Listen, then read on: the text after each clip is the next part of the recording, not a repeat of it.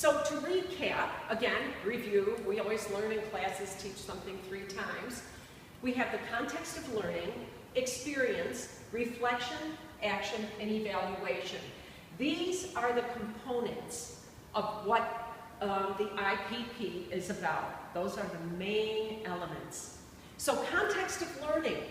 We have to understand and know as much as possible about the context, not only of what we're teaching, but of the students, what is taking place. That also involves what we call cura personalis, which in Ignatian talk is care of the person.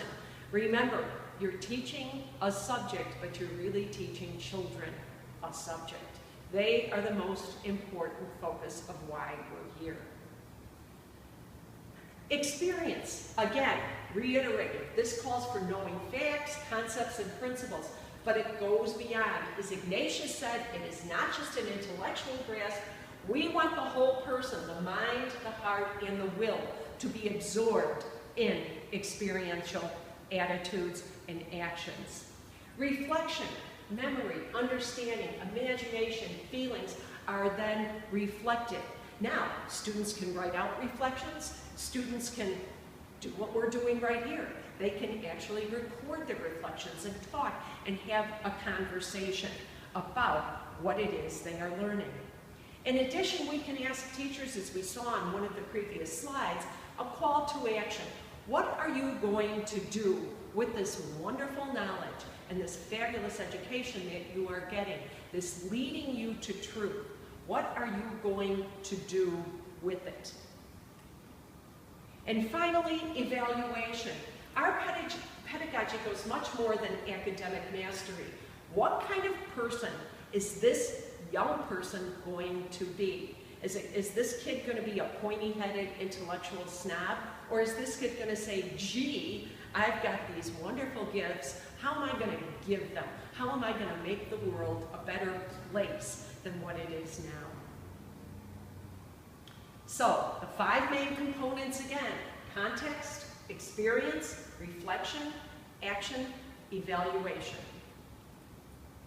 Now, this dynamic is very important. Because I presented it to you originally in a linear way, you think, oh boy, I have to be very No, no, no.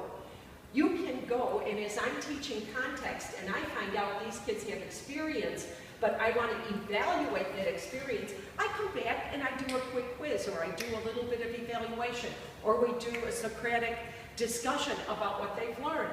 And then I see, oh boy, some of them didn't get it, but I think I want to see really how much they've done. I can bounce up here to reflection. This is not a linear, this isn't alive. I always describe it as being something like an amoeba, where it's alive and it's action and it's full of vitality. And that's what makes this dynamic of the pedagogy as powerful as it is in the classroom.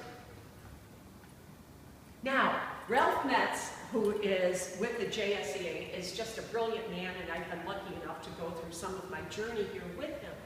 And he wrote a book called Ignatius Knew. And the question is, how did this guy, 500 years ago, anticipate learning strategies that still work now? iPad, laptops, internet, okay, iPhone, taking pictures, everybody's on Instagram, everybody's tweeting. How did he anticipate a model for learning that can be adaptable to our present-day learning technological experiences?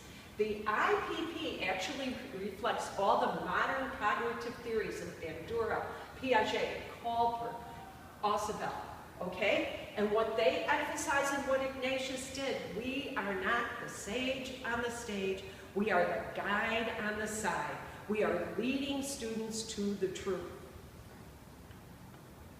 So our summary, and this is from Pedro Arrupe, and this just is a marvelous way to look at our journey here at St. Ignatius and our journey with education. Perhaps even more important than the formation we give them is the capacity and concern to continue their own formation. This is what we must instill in them. It is important to learn, but it is more important to learn how to learn, to desire to go on learning all through our lives. So ultimately, we are creating people who when they're 85 years old will still go somewhere and take a course and say, gee, this is a lot of fun. And that's what learning is. It's fun, it's exciting, it's our lifeblood. And this is why we chose to become Jesuit educators. And by gosh, we have a good time doing it. Thank you.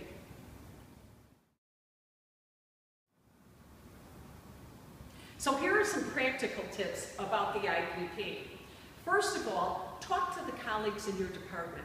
They can mentor you. Many of them who've had a lot of experience here with Jesuit education can explain the IPP to you and its practical implications in a classroom or beyond the classroom if you're not just teaching in the classroom.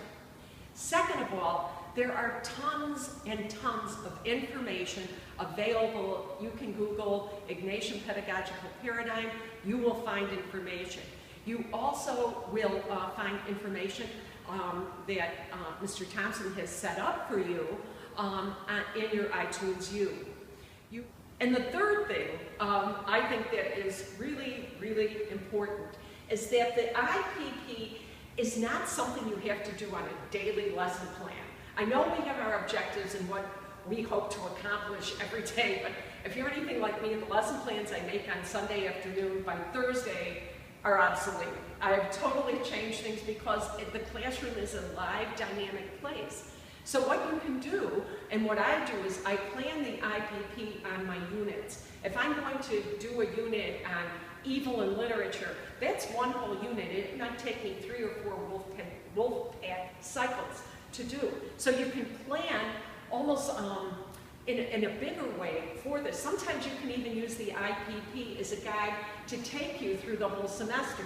Here's the context of what I'm doing, here's this. I always use it more as a unit planning device rather than a daily planning device. It would be almost like your experience and reflection would be the little tiny things that you're going to put in on a daily basis. So that's what I meant when I said this thing is a rolling, sort of amoebic, sort of dynamic tool that you can use. So those are practical tips. Again, check the JSEA website, check the internet, and check your iTunes U. Number 2, you want to talk to teachers who've been here a while. They are really going to help you out. I mean, that's what we are. It's a pretty collegial atmosphere. I hope nobody feels that what they create is all theirs, that they're willing to share it with you. And then the third thing is realize this isn't something you have to do day to day to day to day. It's something that you're using as this sort of learning arc both for yourself for planning and for the students' planning.